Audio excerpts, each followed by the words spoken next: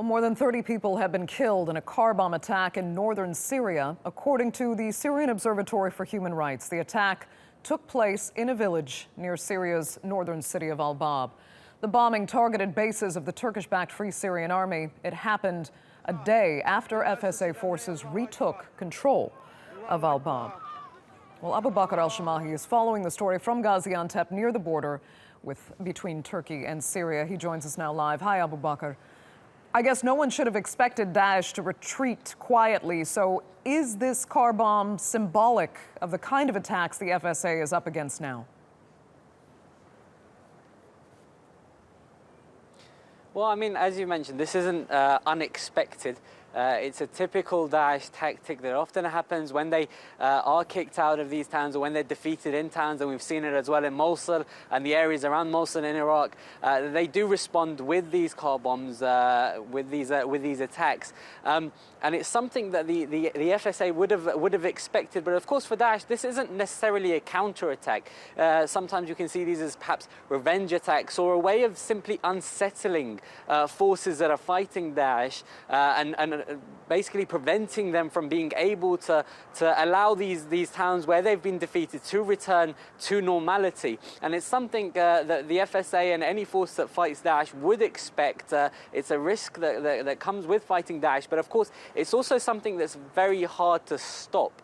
These car bombs, again, as we've seen in Iraq with the countless number of car bombs now that attack Iraqi forces there, they're able to often get to those fighters they're attacking without them even noticing until the last moments. And of course, as you mentioned, a mere 24 hours after al-Bab was taken, and there were other dangers as well in the town, such as landmines, which are believed to have killed around 7 FSA fighters just in the last 24 hours as they tried to conduct mopping up operations.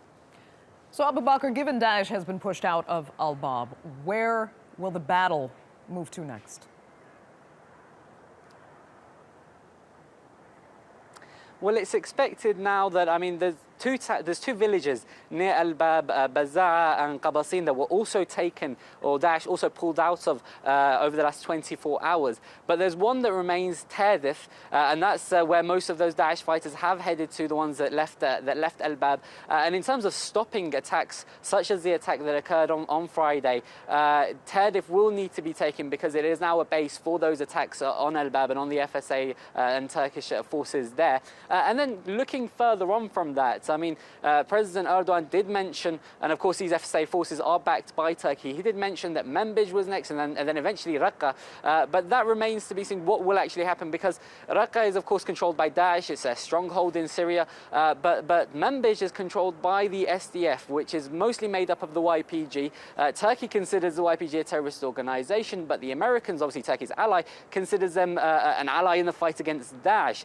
So there remains to be seen what exactly will be decided, obviously, by the major international players, including Turkey, but also the United States and Russia, as well as the different forces fighting on the ground, as to what eventually will happen and how the fight will eventually progress, both for Operation Euphrates Shield and for the wider fight against Daesh. Okay. Abubakr Al Shamahi joining us live there from Gaziantep.